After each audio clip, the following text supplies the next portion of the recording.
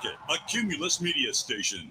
Here's your chance to win $100 and qualify to win 25 grand. Text the national keyword COIN. That's COIN to 95819. Data and messaging rates apply. It's the 25K payday on Sports Radio The Ticket.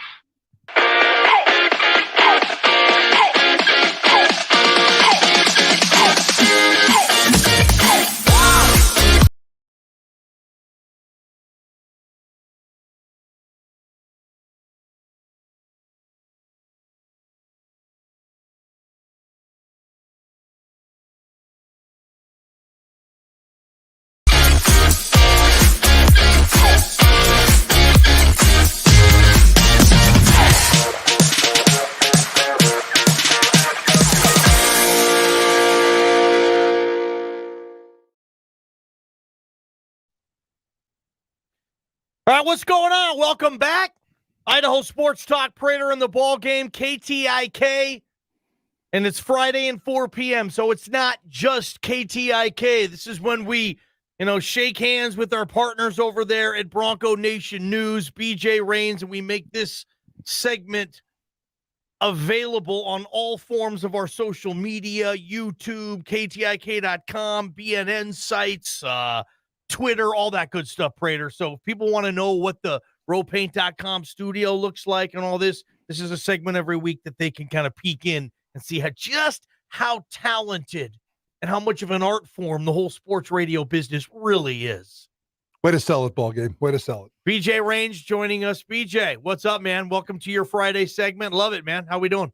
Doing great, guys. Appreciate you having me on. Hello. Oh, hey, gotcha, man. What's going on? How you doing, BJ? I'm doing great, guys. What's up? Nothing. JP just forgot to turn you up for a sec, but don't worry, we'll never bring that up again or anything. BJ, I'm going to start with Marcus Shaver Jr. Explain to me exactly what this process is all about. He's entering his name into the NBA draft, but keeping his options open for a return? Yeah, I mean, I don't think it should be any surprise to anybody. I think this was the, expected move all along. I think it'll be the same move that Emmanuel Aycott makes here in the near future as well. I mean, you have a year of eligibility left, but why not? The rules allow you to test the waters. Looks like he's even signed with a certified NBA agent, which allows the agent to help gain feedback for him, helps him work out, do some things like that. Obviously the stats are pretty good. 13.3 points per game. Obviously was the highest minutes guy on the team as well. Hit the most threes. I mean, started all but one game. I mean, he was a huge piece to this team, but if he wants to go out and see what his NBA stock is or just his professional stock, he can declare for the draft like he did, and he'll maybe do some workouts, get some feedback, do some Zoom interviews with teams, maybe get some free gear from some NBA teams, and then by June 2nd has to decide what he's going to do. And I think all three of us and most Boise State fans assume and think it's best for him to come back for another year, but who knows? He may be ready to get a paycheck overseas somewhere and start playing professional basketball, and he'll find out in the next 2 months kind of what his stock is, and then again by June 2nd he'll have to make a final decision.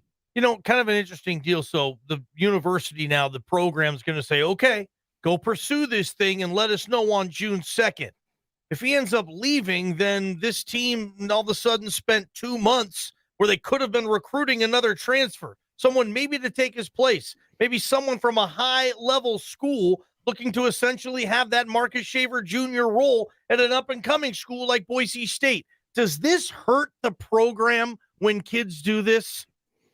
I mean, I think it's expected. It's just the way the rules are. It is what it is. I mean, there's three guys right now. We mentioned Aycott, and you have obviously Armouche as well. So they're, recruiting guys and trying to be ready for backup plans and things like that. But it happens across the country. I mean, there's schools all across the country where guys declare and then they decide what they're going to do and have to decide. And luckily, it's only June 2nd. The transfer portal obviously already has a lot of names. And I know we saw, Warren Washington, the 7-footer from Nevada, was listed Boise State as one of the schools that had reached out to him. So Boise State's doing what they have to do and trying to have relationships and things with folks just in case, one of these guys leaves. But the best case scenario is you don't need your backup plan. All these guys return, but they knew this was going to happen. They're recruiting for the spots, and yeah, this roster could look a whole lot different. I mean, if all three of these guys come back, your roster looks pretty good. If all of a sudden all three of these guys leave, you got a lot of holes you got to fill. We're talking to BJ Rains, Bronco Nation News Report. We do it every Friday at 4 o'clock right here on Idaho Sports Talk. BJ, let's talk about just update us again on these rules and specifically the agent rules and being able to sign with an agent. It didn't always start that way. You can sign with an agent now, but it comes with some rules. What are they? Well, there's some certified agents. So there's a list of certain agents you're allowed to sign with. I believe Derek Olsen Jr. signed with one of the certified agents. So, it makes sense. In baseball, they call it like an advisor. Scott Boras can be your advisor. He just can't sign you out of high school until you, whatever. But in basketball, they kind of came to common sense here. The agents obviously have the connections with the teams. They're able to talk to, the teams and help get feedback for the players. And so there's, they can now pay for workouts and things like that. There's some things they can pay for. You can't go giving them the advance on the, Rolex watch or the car or things like that, but they can help pay for your expenses in terms of doing some workouts and things like that. And so, it made sense. It's a good rule, but it has to be one of the certified agents that has to go through a process with the NBA and NCAA and know that they're in it here to help the kids and things like that. And so there are some agents that are on there, and we saw in the little graphic that Shaver put out there, you had the agency's logo in the bottom corner. So I think we know who he's signing with. And again, Derek Olsen Jr. did the same thing. Chandler Hutchison did the same thing. He didn't sign with an agent, but was able to go out and test the waters and get the draft process here. And who knows? Marcus Shaver may hear what he wants to hear and decide to leave. But I still think, chances are at some point in the month of May, we probably get an announcement that he's coming back. Well, yeah, that leads me into my next question here. Let's get to the bottom line here. What the stuff that really matters. You're talking about Shaver, we're talking about Akot, and we're talking about Armouche. 3 guys, and I expect maybe all 3 of them will do exactly what Shaver announced yesterday. At the end of the day, what happens? Do all of them come back? Do one of them come back? Do none of them come back? Well, I think it's you see the whole post, and I had a couple of fans reach out. Well, it felt like a goodbye because he was thanking the fans, and all the stuff that he was saying in his Instagram post made it seem like he was done. But you got to give these kids their moments. I mean, only one time is a Marcus Shaver Jr. and Emmanuel Akot going to be able to declare for the NBA draft and have that moment where he thanks his family and thanks the fans and all that. So I wouldn't read too much into what he actually said in the statement, except for the bottom line, while maintaining my college eligibility. That's the key thing there. He can't accept the gifts, can't accept all the stuff like we talked about in the last question. As I told you guys a couple of weeks ago, when I had gotten back to the airport, my order was Shaver most likely to return. I had Armouche in the middle, and I had Akot down below as the third, least likely, I guess. So I'll stay with the same order. I think they get 2 out of the 3 back. I don't know which 2, but I think Shaver comes back, and then I think you get either Armouche or Akot. I mean, you got to remember with Akot, guys, he's 23 years old. There's guys in the NBA been playing in the NBA for 4 years already, and so at some point, Emmanuel Akot wants to get paid to play basketball. You wonder if that time is now, and it's the same with Mladen Armouche. He's got a spot on some pro-Serbian team waiting for him whenever he's ready, and so. For Boise State's sake, you hope they don't lose all 3. You hope they can get at least 2 of the 3 back. I think there's a chance all 3 come back, but I'll say right now, let's go for sure Shaver, and then I'm 50-50 on the other 2, but one of the 2 I think comes back. BJ Rains and our partnership there with Bronco Nation News, Fridays here on Idaho Sports Talk. Let me jump into football, BJ. I guess, there's a week left of spring football. The spring game is next weekend, I believe, a week from Saturday. What's kind of been your number one takeaway, at least from this past week of spring ball, and then obviously moving into the final week next week, man? I mean, it sounds kind of cliche, but just the motivation that this team seems to have. I mean, J.L. Skinner went out of his way 3 or 4 times to say, I'm not worried about my stats, my numbers. I want a championship here.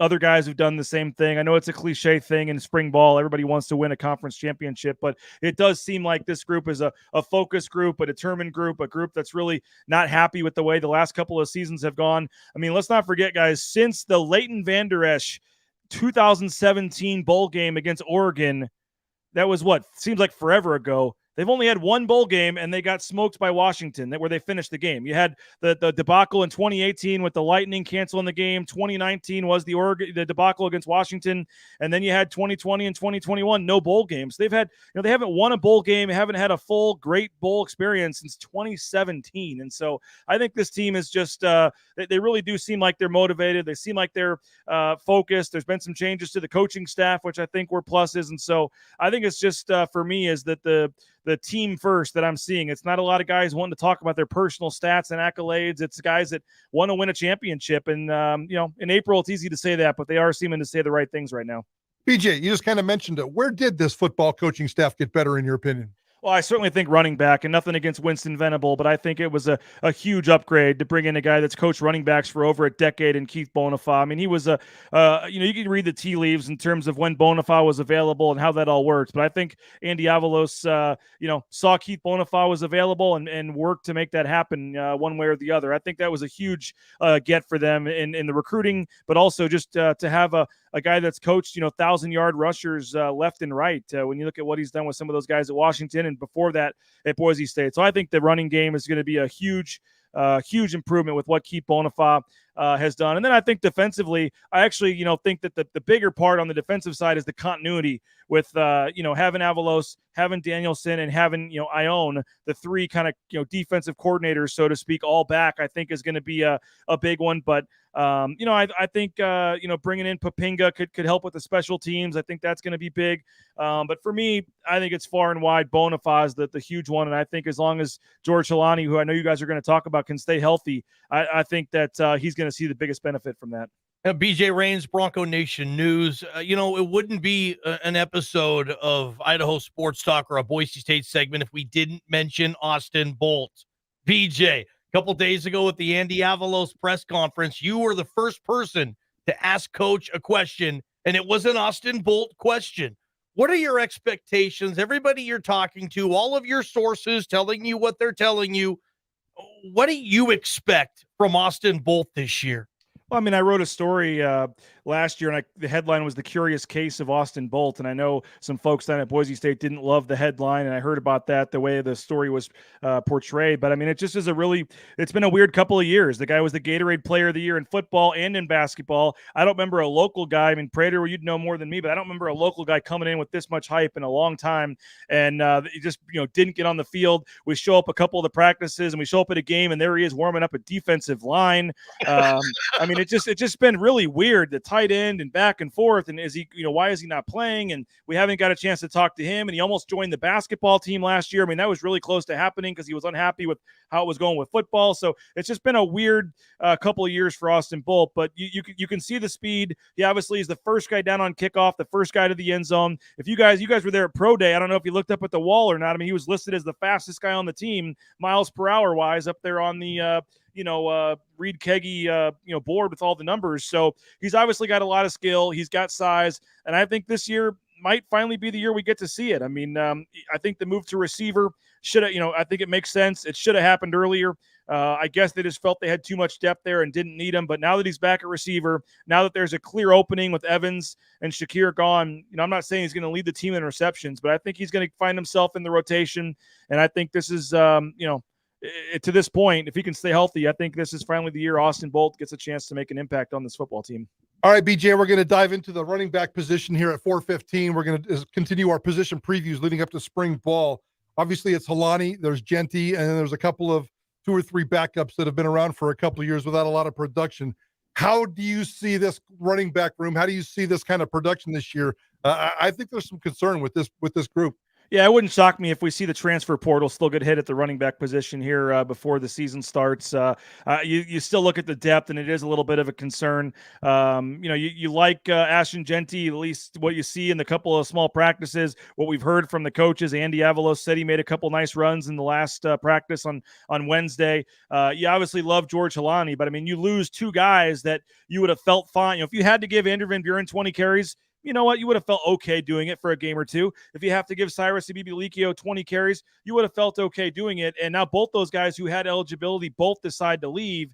And, Tyler Crow, nice kid, showed some signs. I'm not sure he's ready. Tyquan Tyler, same kind of thing there with what he did.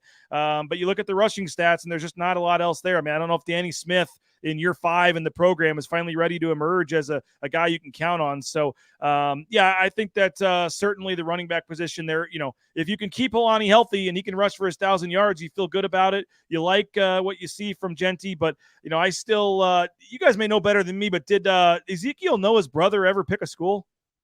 Not that I've seen, He BJ. transferred from Utah State, and I thought he was make perfect sense to come play here for Zeke Yes. Noah's last final year. And but I never saw if he announced anywhere. So man, I don't know what's going on there. If he's having to finish school first and graduate before he can transfer, or what the rules are there. I don't know what he's doing, but I still wouldn't shock me. I know they're still over on the scholarship limit or have to do some things with the roster, but Mike, it would not shock me to see a running back addition, a veteran from somewhere else, come in to help give some depth at running back before next season. Yeah, and you're not just Zeke, but you have Coach Miley that can vouch for some character situations there, also having known the kid in Logan. BJ, before we get you out of here, you're a rock chalker, man, a graduate of Kansas and KU in another Final Four. You get Nova in a game that shockingly between two powerhouse programs nobody's talking about, man. What's your thoughts on the Final Four, and how does your alma mater? I know you're a diehard KU basketball fan. What do you think your chances are in this thing?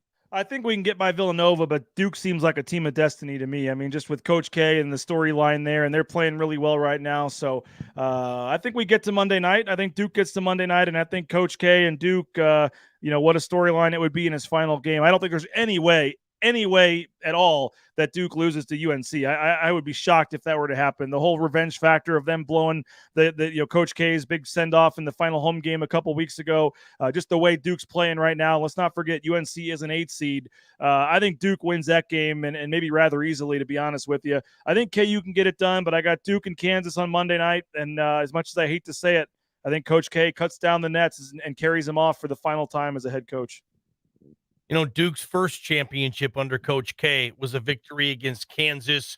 It would be interesting if Coach K's last championship with Duke is also against Kansas. Well done, BJ. Keep up the hard work at Bronco Nation News. Appreciate the partnership we have with KTIK, man. Good stuff. Yep. Have a good weekend, guys. Thanks. All right. We talked about this Boise State spring position group breakdown, getting you ready for next Saturday's spring game.